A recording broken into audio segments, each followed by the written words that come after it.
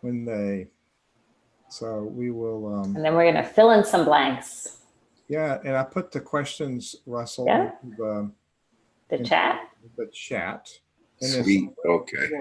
we'll grab the video, Ivy, and then it'll be, when I post it, I'll send you the link. It'll Great. be on the page we prepared for you. And here we go. I'm going to make sure there's no sound coming back here in my face. Sweet.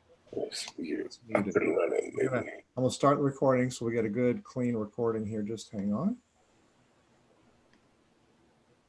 Hey, it's Hubaloo. We're back for another edition of the Nonprofit Exchange. Russell Dennis in Denver. You and I are going to be together in Florida tomorrow, the day after this broadcast. How you doing today, Russell?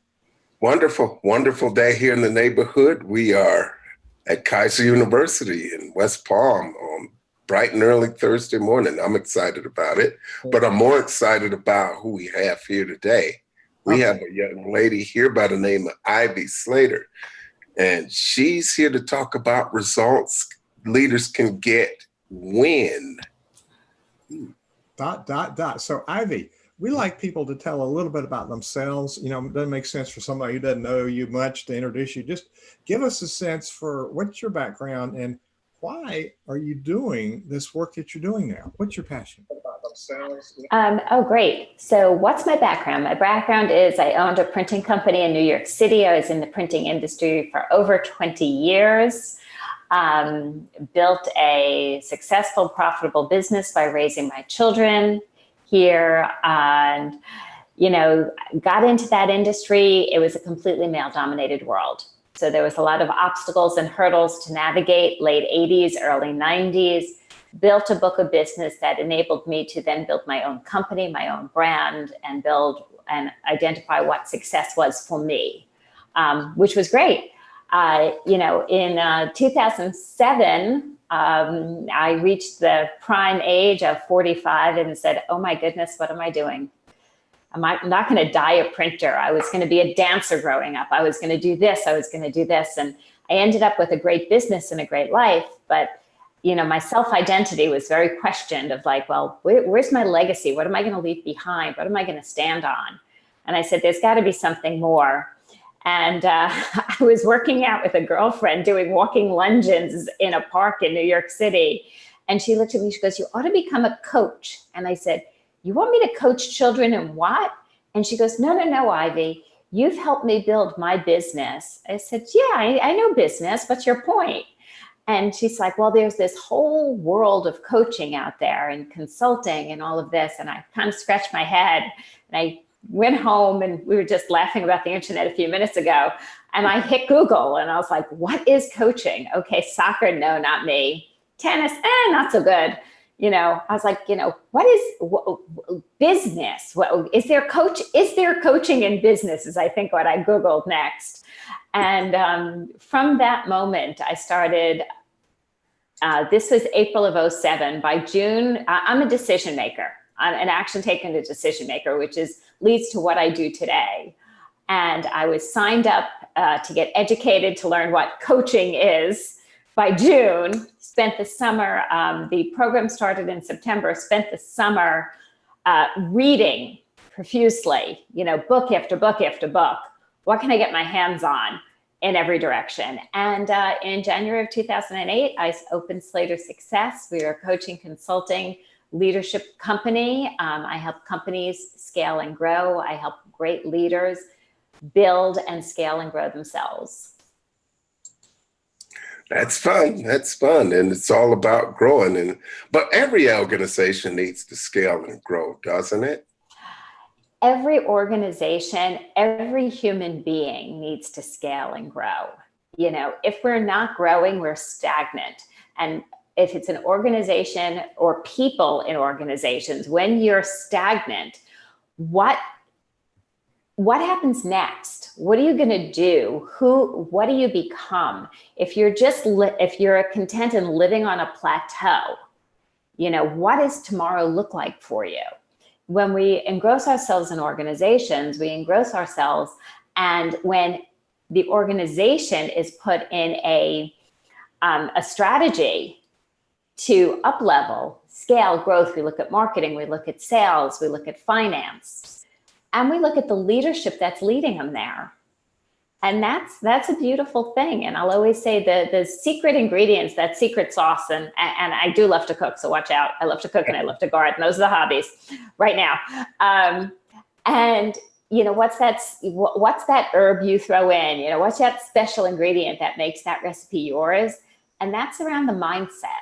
You know, what is that mindset for success? Are there some common barriers that nonprofits face when it comes to growth? Yeah, well, one of the biggest misconceptions are nonprofits are businesses. They sell differently, right? So their end user is not their purchaser, right? So you look at marketing and you look at sales a little differently there. The people they are servicing, right, is not the people they're selling to. They're selling to their donors, but they're still presenting a value proposition. How do we make an impact? Why is this impact important to you? What's the effect it makes on you as a human being? Why do you care? And that's the value proposition and the investment. What the beautiful thing about nonprofits is it then goes to, you know, the finance collected, the money collected, then goes to make a difference in parts of the universe that need this impact. So it's really about capturing the measures, both in terms of how well you use the dollars and how you impact people. What do you think is the best tool that leaders have to sort of balance the two? I think great leaders have a couple of things here. And truly, great leaders are visionaries. So they're always looking ahead, right? We're looking ahead, we're visioning ahead. We're working on, if it's 2019, we're seeing 2020, we're seeing 2023, we're seeing 2025. Especially in nonprofits, what can we do by then? What can we raise by then? What impact can we make on a community by then, right? And in the vision, then number two is they implement a goal and they break it down in the SMART goal process. What's specific, what's measurable, what's achievable, which is where your action plan is sitting. What's the action plan, that strategy put in place? You know, specific, measurable, achievable, is it realistic? And what's the time frame? Is this a 12-month time frame? Is it a 24-month time frame, a 36-month time frame? That's how this works.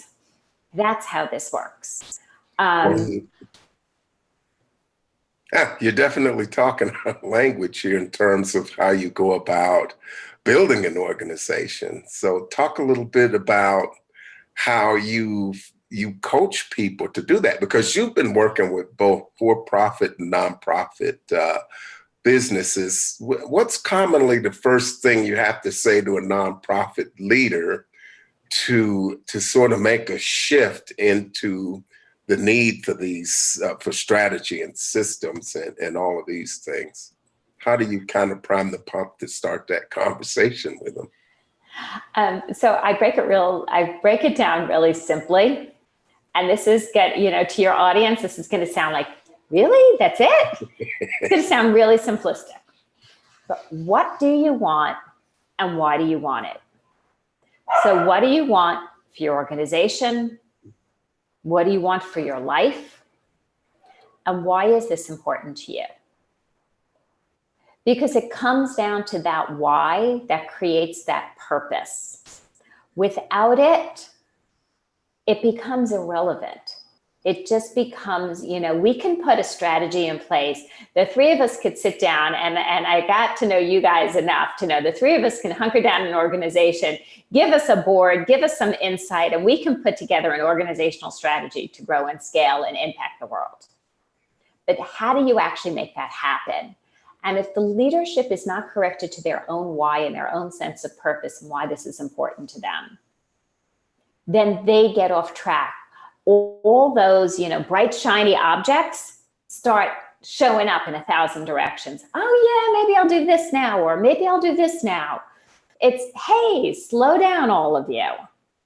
What's your purpose? What's your why? This is the strategy. And once that's connected and that's in alignment, that's the ability to stay on course.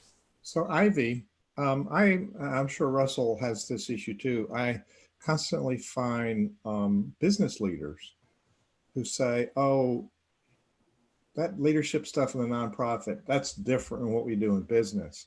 But I discover that the deficits, let's call them gaps in skills and understanding, are pretty much the same with a corporate leader or a nonprofit leader, or even clergy.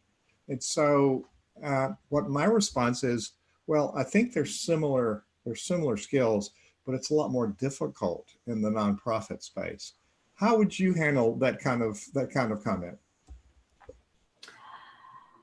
People are people are people. You want 3 people are people are people. This isn't about the business. This isn't about the nonprofit. This isn't about the religious organization. This isn't about parenting or the schools or anything else. People are people are people. The more you grow great leaders, the greater impact we make when those leaders are in their place of business, their place of executive director and high level in nonprofits, parents at home, clergy of any sort, it doesn't matter. It's about the leadership of people. And I think one thing that's just, people don't realize is a great thing to acquire is become great at your habits. Okay? So habits are underrated. Russell's giggling. Habits are underrated. If you go to the gym every day at 7 o'clock, go to the gym every day at 7 a.m. Okay? Have that religious habit. In the same way, you look at your numbers, you look at your finances. I teach something that's called Money Monday and Financial Friday. Know your numbers. You have a responsibility to know your numbers. Now, you want to look at it as business knowing your numbers. You want to look at it as a CEO. You want to look at it as an executive director. You want to look at it as having sales meetings, having donor meetings, board meetings about numbers. Do you want to look at it as your personal finance, know your numbers? Money Monday, Financial Friday. Habits. I challenged a client today, this morning. I said, I expect you to be picking up the phone 3 times 4 days a week on reach outs. Does that person, doesn't matter if she's the CEO of a profit or an executive director of a nonprofit. It's irrelevant. You're going to get the results. Russell, did you get that? She challenged a client. I love it. Well, you have to sometimes push ourselves to get those results that we want. And then speaking about habits, that works a lot toward mindset. And I think mindset with doing social good and doing work to improve society, there's some disconnects between some of the thought processes, and people have challenges around money, whether they're working, no matter what their tax status is, but nonprofits in particular, when you speak to why, that's what keeps the engine going, just being connected with that. That's the thing that drives you when the going gets tough. But a lot of leaders end up in overwhelm mode, and they're doing a lot of things. And how common is it to see folks just sort of lose focus because they've lost track of that why? And what sort of habits do they fall into? So I had mentioned earlier that my hobbies, especially in the summertime, are gardening and cooking. So in the gardening perspective, you have to weed kind of every week to keep the weeds out of the garden. So here's the question on the analogy here. Do you get stuck in just the weeds Because if you do, are you really focused on growing and expanding your garden? Because I know at certain times of the year, we can split things and we can have even more. We could have more flowers. We could have more grasses. We can have more hydrangeas and more roses and bee balm and lilies, right? You could split and you can have more without all that much effort if you're paying attention to it. But if you get caught just weeding, you miss the opportunity of splitting and growing. Those are for the gardeners out there. And it's the seeds you plant. When you start a nonprofit organization, you're planting seeds. Everything that we do, we're planting seeds when we're bringing value to people. And this is what leaders do. And is there a tendency to get stuck in how and lose sight of the big picture? And how can we avoid that if that's the case? Oh, it's so easy to get stuck in the how. It's the day-to-day business of running an organization. You get stuck in the how. You get stuck in the clutter of it, in the weeds of it. You know, there's so many words we can use there. You know, the question is then, how do you motivate yourself out of it? You know, number one, you have to make a decision. You have to make a decision and you have to identify what you can do. Okay, so I challenge my clients. I say, you know, I'm going to ask you if you could do one thing, but, you know, by the next 24 hours, and I want you to text me when it's done. It's like, identify one thing you can do in the next 24 hours that will move your business or organization forward. And I'm certain that that one thing has to be something that's tied to the big picture strategy. Yeah, exactly. And it doesn't have to be, you know, when I say it doesn't have to be big, because you only have 24 hours to get this one thing done and you have to do your job. So find one thing that you can do that will move your business forward or your organization forward in 24 hours. And they're like, well, I've been meaning to reach out to this person, or I really, you know, I've been trying to get this meeting on the calendar and it keeps falling off. It's just like, I'm putting it on, that's it, you know, and I'm making sure it's confirmed, or I'm reaching out to this one person that's been on my to-do list, or whatever it is. But when you then start doing that one thing each day, and then we can increase it to 2 and we can increase it to 3 things. Let's not go beyond 3. But if you can identify one thing, then 2, and then 3, and keep it simple. People overcomplicate business so bloody much. Keep it simple. And do them. Create that habit and do it. Block it off in your calendar. Huge fan of calendaring. So that's the start of getting great results, folks. You heard it from the source. And that first thing is to do that one thing that's most important. Do that, add on later, but do that one thing. And I believe that leaders should do the things that only they can do when you start talking in terms of high level people like your executive director. I sit on the board of trustees at my church, and one of the things that happens with us, one of the things I see that happens with a lot of people is we get stuck in conversations about day-to-day things. That's not the place the board needs to be. What are your feelings on that? And what have you seen, and how have you helped the organizations you work with deal with that problem? Because I think that leadership on the board of directors should have a focus on strategy and not day to day. A board of directors is moving that organization forward. So we said earlier is about the leaders in the organizations are the visionaries. So that doesn't mean, and no disrespect, that doesn't mean that my job is to take out the trash. Okay. I might be, gee, can we make money from the trash leaving? Okay, that might be my vision. Okay, what can we recycle? What can we sell? Right? That might be right, because that goes in the vision of moving things forward. You know, everything that does not move that organization forward is delegatable. Everything that's also not in your sweet spot, We all don't have, especially on a board, we don't all have the same skill sets. You don't want the same skill sets on a board. Okay, you want complementary skill sets. What my skill set is might not be what Russell or Hugh's skill set is. What Hugh's skill set is might not be Russell's sweet spot. Know your sweet spot. That's what you bring to the vision. Anything that takes you away from that is what should be getting delegated. That's a misunderstood word in my world, Ivy. Now, there's a connection between what you're just talking about. We're champions for transformational leadership, and that's about the vision. And the first thing the transformational leader is to find things you can actually take off your plate.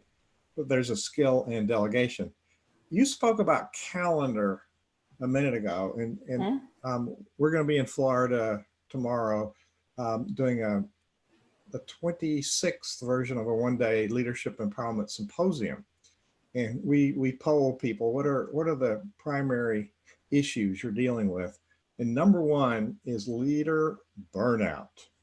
And that's about half of the group at least. So that's not only a function of the calendar, that's part of don't have the discipline of utilizing our time correctly.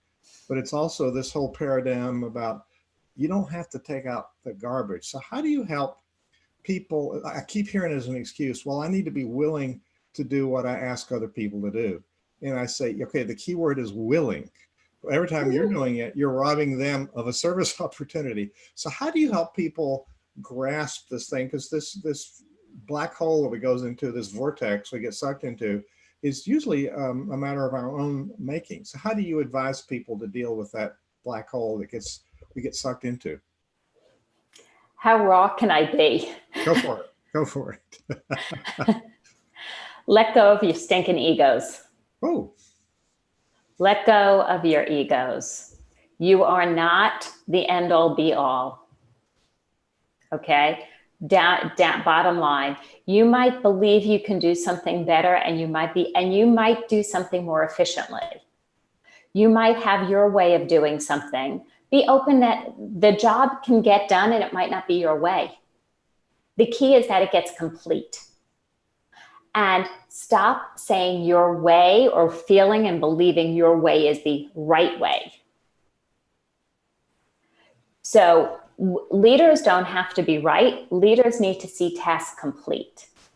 The more time a leader can spend on developing and fulfilling that vision, raising the capital and see the mission implemented, that is their job. That is their job. Okay, writing the marketing because I write it better is not their job. Identifying a great marketing person is their job. That doesn't mean they're going to be as good as them. They just need to be really good. Let go of your ego.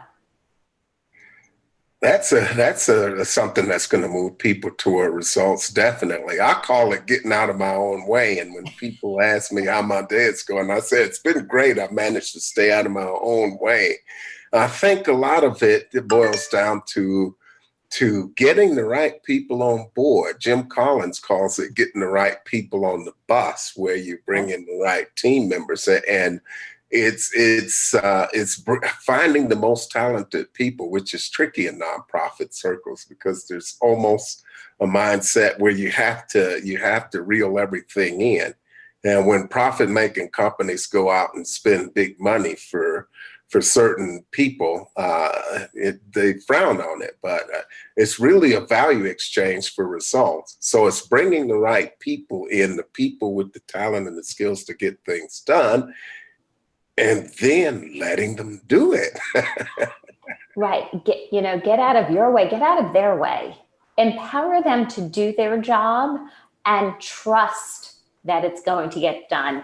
Now, that doesn't mean you're not going to have check-ins and touch bases and meetings, and they have to submit things, okay? You can't necessarily let, you and I were talking when we got on and we were just chatting at the beginning and catching up, talking at the Bronx Zoo. You can't let the animals out of the zoo, guys, okay? You need to do your job and touch base with your team and have those meetings and have things submitted and possibly read. And guess what? Maybe they shouldn't be read by you next. Maybe the person doing the marketing should be passing it over to this one to read beforehand, right? Create layers and systems.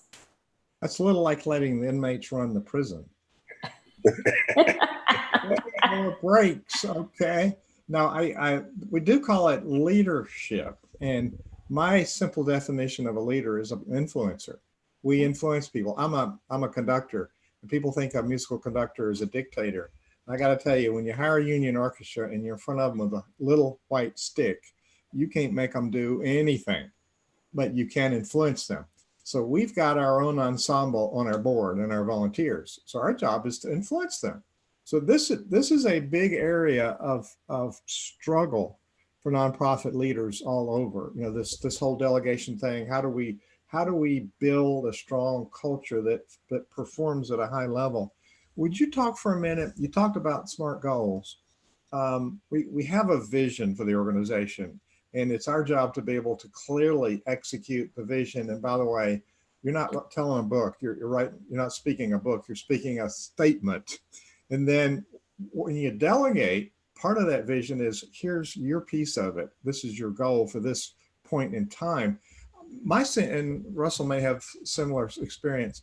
We find that a lot of leaders really can't define the end result. So there's some confusion. And yes, we could do it, but we want to delegate it, and they're going to do it differently. But if we're clear about the end result, there's a good chance they might do it better. So talk about vision and goal setting, and how do we transfer that information and then nurture the process, not micromanage. So one of the things I love about leadership is about collaboration and bringing out the best in everyone. So if I'm running something, okay, or I have any influence, that we're going to pull their leadership team together, and we're going to create a vision and a strategy together. And then I'm going to ask for volunteers to take components. Guys, who has the best, who has relationships here that you can reach out to?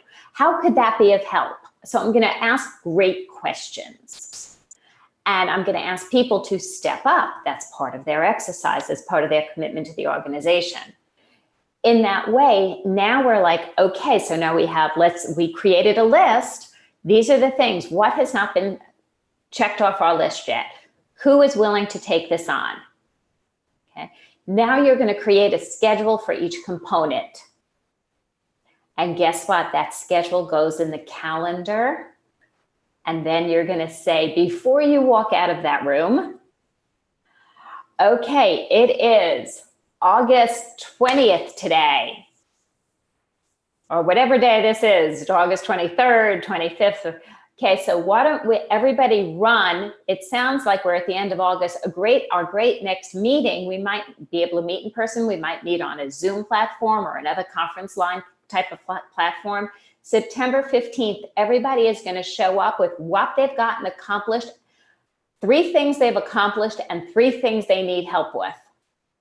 So it's again, we're going back to specifics. So you have an assignment at the meeting. What have I gotten done? Where do I need help?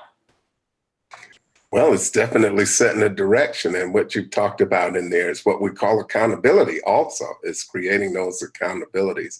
But people being champions for things that resonate with them is important too. From the sound of that, leaders get great results when they bring people in and have them working at their strengths. And if there's involvement on some level in formulating how something gets done, or just having the people say, you know what, I know that this lady has the skill set. I've set the parameters. This is what I want to have done. This is the result that I want. And we'll lead the how to her skill set. And that's where you gather people with you that you believe are responsible, committed, and action takers. Sounds like a lot of fun. It sounds like we would enjoy sitting in on meetings that you conduct. And that's one of the things we talk to people about meetings for. It's A lot of times you walk into a room and people are stuck in that day-to-day stuff, but really your meetings are check-ins. It's a place to find out what's working, what's not working. It's a check-in, and there's not really a lot of finger pointing. There's really how do we advance things, and we talk about deliverables, because as you said, we agree on what we're going to get done. And I don't think you wait till the next meeting. You may meet weekly, but if somebody needs something in the interim, or they have challenges, sometimes they can't come to a leader. I mean, I've had people that I worked for in the past that I try to be proactive and go to them and say, well, I might be having a little bit of a bottleneck. And, the response is, you're a smart guy, get it done. So I stopped going to that particular supervisor. How common is that in your experience, and how do you help people work around that? I'll go back to my printing days, okay? Because let's go to reality, okay? So you have a client who comes to you that's paying you to produce a job. They have a set delivery date, and they're running late. And you're like, well, obviously I'll need more time. They're like, no, we're sorry. The delivery date is as is. It's like, well, you're running late. Yeah, we realize we are having internal issues, but we're launching this to the public at this date. It is what it is. And then you're scrambling. Okay, so how do I make this happen? What do I have to do to make it work?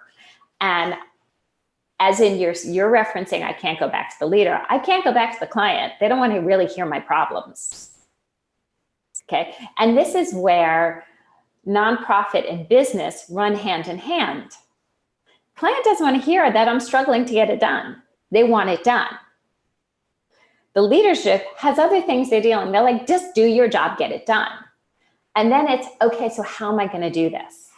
And I could sit at my desk and I could twirl my hair and think about it.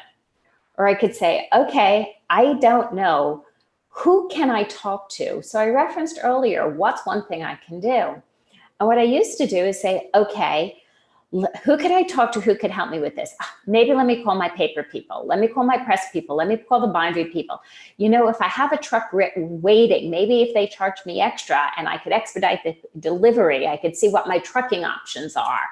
Who are the people I could talk to that can help me think out of the box, help me navigate it? Because when I'm just thinking with it by myself, all I'm seeing is my own swirl of, I don't know how to do this. I don't know how to do this. I don't know how to do this. So get out of your own way, as you referenced earlier. Go to your colleagues, your peers. Go to your network and brainstorm it. Because when we're hit with that obstacle, we can't see how to get around, over, or through the obstacle. When we open that to a discussion with a 1, 2, or 3 great minds, people are seeing things from different perspectives. Know who those people are in your world and use them. And be there for them as well, of course. Yeah, so and I've seen that. And so this speaks a little bit to what I call culture. Mm-hmm. And in some cultures and in an ideal environment, that's the way everything works. However, I've been in moments where you've got shutdown culture, and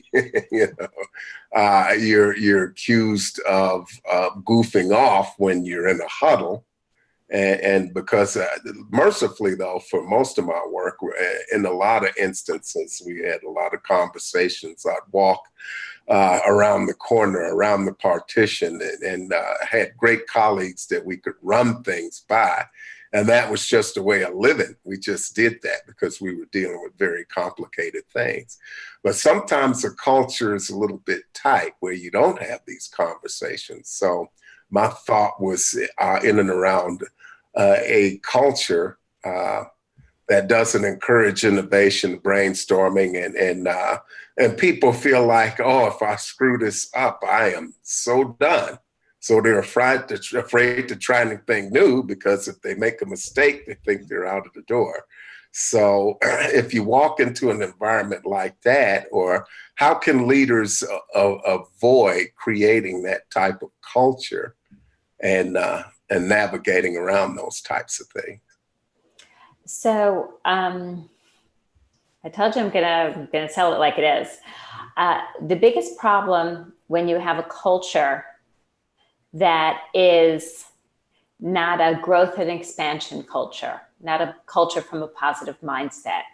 And those problems start with the leaders. And until the leader is willing to do the work around their own mindset, their own communication skills, it's difficult to change a culture because culture starts from the leadership above.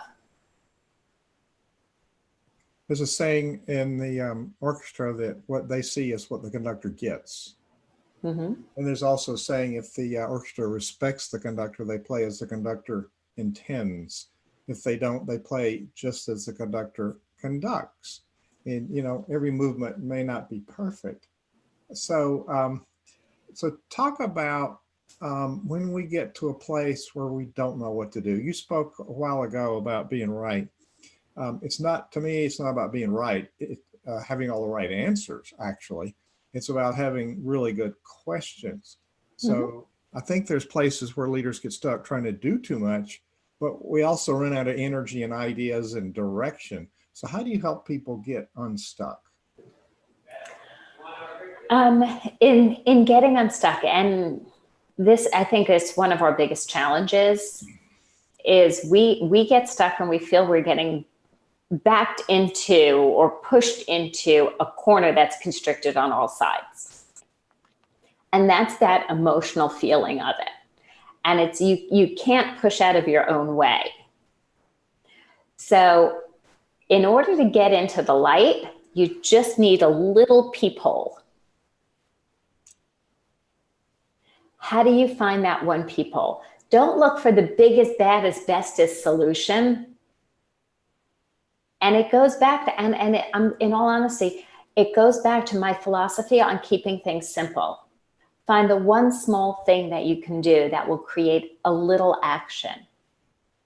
Well, you know, I can call this person, but I don't really know if they're the right person to call. You see, there might be a better person to call, and I could really stay here and I could think, and maybe there's better people who could be calling to really help with that. I can call this person. I don't know if they're right. Well, you know what? Just pick up the phone and call them. They might not be the end all be all, but that one phone call could lead them to connecting you to the next right step. But staying stuck in that dark corner doesn't accomplish anything. You just look for the pinhole that turns into a little bit bigger peephole that then starts opening up to rays of sunshine. And it's the small action. It's not the big action. It's not the greatest idea. You know, in all honesty, I'll tell you, I've been stuck. I have plenty been stuck. And I was developing something in July this summer, and I sat down and I gave myself my creative space. I was outdoors, I was in nature, I was walking, I was writing, and I'm like, all right, well, somewhere here's the solution, right? And I kept pushing at it and pushing at it. And you know where I was getting? Nowhere. And I was like, okay, who are some great people when I talk? And I identified a couple of colleagues. I said, hey, do you have a minute? Just want to connect. So one literally had a minute. And then the other was like, oh my God, I just landed in Florida with my kids. I was like, oh yeah, I'm on vacation. I'd love to say hello. This was not business, understand? This is not business. It was not a business call. I needed to get in action.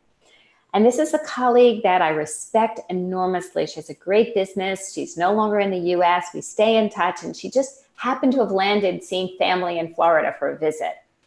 So the family was so excited to see her kids. And she was so excited to say, oh, here's my kids. She's like, hey, I'd love to chat for a couple. And we just started chatting. We chatted about our kids. We chatted about the summer. Hey, what are you working on? What are you working on? She goes, oh my God, Ivy, I know this. Yep, you've been doing this. And I was like, just hearing her voice, because we've collaborated before, opened an area of my mind, of my brain. And I just started writing. It had nothing to do. I just started writing and everything started coming through. And I was like, oh my gosh, I owe those children of yours a huge hug and a kiss. When am I going to see them? You know? And she goes, why? I said, because I just got clarity. And she goes, you had this done ages ago. I said, I just couldn't see it. She goes, I know, but it's been done. You just couldn't connect to it. Isn't that amazing? That's why that's why folks need others like you and me and Russ, because we can't see our own blind spots.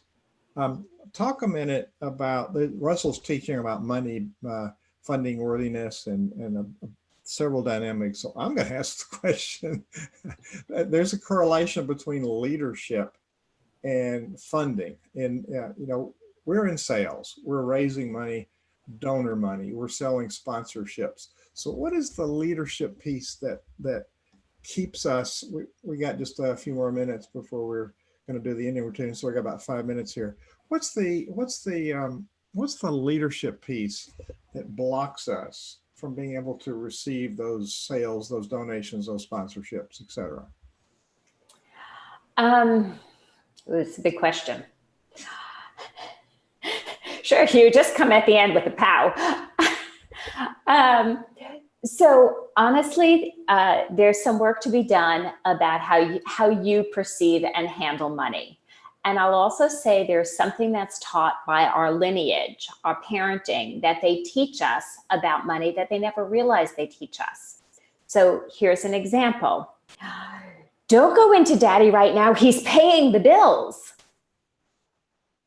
Okay. So all of a sudden it's like paying the bill becomes a whole stressful, and your mom never intended it. She was just trying to give your dad a little privacy for a few minutes. Okay. It wasn't that big of a deal. But as a child, we took it on as that was a monumental thing. In the same way, I have to pay the mortgage payment. The mortgage has to be paid. This has to be paid. So money there's a heaviness around it. Yet money is the biggest gift to give and receive. Yes, I paid my mortgage yesterday. It could be pure joy. I love my home that I paid my mortgage on. It gives me the greatest joy. It's with pleasure. And shifting it to that mindset, and then as leadership, executive directors, your board members, do a little more, do some coaching work, bring in somebody and coach around the heritage of money and the heritage and the perspective around, and why money is the greatest fertilizer you can give your garden. And looking at it that way.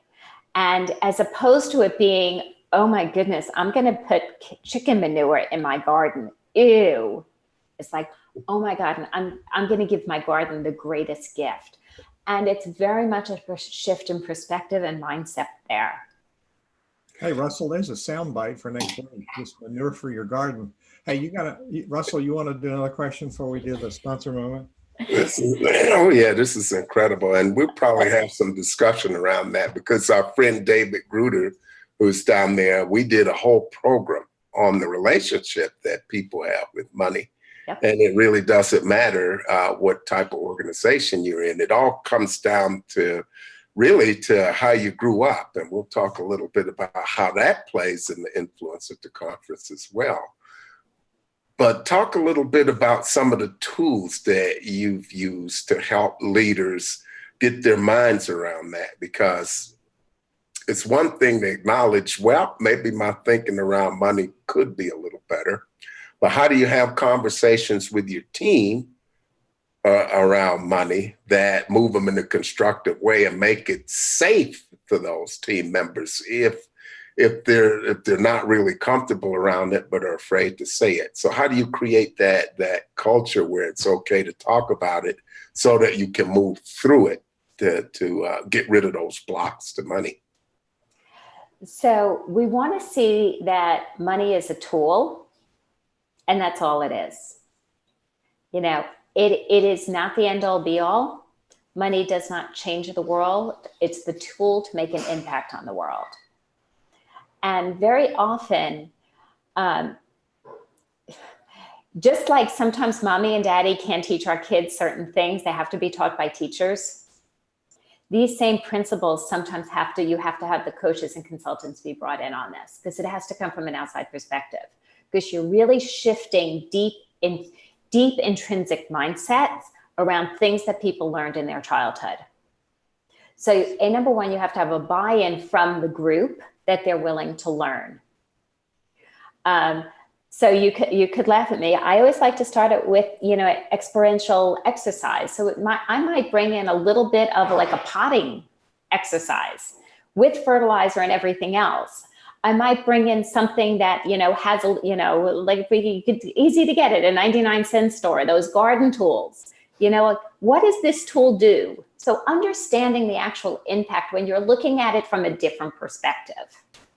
So actually shifting the visual shifting from raising money for the organization and the weight around, we have to raise another 100,000, we have to raise another 10 million, we have to raise, right? That heaviness. Who's going to do what? How are we going to get the money? It's like it becomes heavier and heavier. So simplify it in the mind, simplify it, and ask people, what is their first thing they learned about money? What's their first job? What did they do with their first, maybe it was a paper route, it was a babysitting job. When they had that money, what did they do with it? So create very, very happy connotations. I remember going to the candy store for the very first time and I bought a pack of gum. I went on my bicycle. I was like, wow. And what so what if every penny you raise now, think about giving a pack of gum and seeing your face, having that feeling of that 10-year-old or 12-year-old. So creating that emotional connection that's different than the emotional connection that you're having as an adult. Oh, that's really good stuff. Ivy, there's been some really good sound bites in this interview today. Thank you so much. We're going to have a sponsor moment, and then I'm going to give you a chance to leave the final thought or challenge or tip for people to take away. I want to tell people they can find you on your website, and it's called SlaterSuccess.com, SLATER success.com. So when they go there, what should they look for? Well, when they go there, you have access to a ton of content. Okay, so you can download 7 Traits of Great Leaders. You can have my resource of my latest book that came out this year, From the Bar to the Boardroom, Choreographing Business Success Through Authentic Relationships. You can go to the Insights section and have access to my podcast, Her Success Story, my blogs, and my videos. Here to serve, here to educate. Well, that is awesome. Based on what we've seen today, there's a whole lot of benefit people could have from going to SlaterSuccess.com. We are able to do lots of stuff because of our sponsors, and we're sponsored today by WordSprint. WordSprint publishes Nonprofit Performance 360 magazine, and you'll be seeing a leadership article by Ivy Slater in a future edition. It's published quarterly. We've been publishing for 5 years, and it's found on the Center Vision Leadership website. So, and as is this podcast.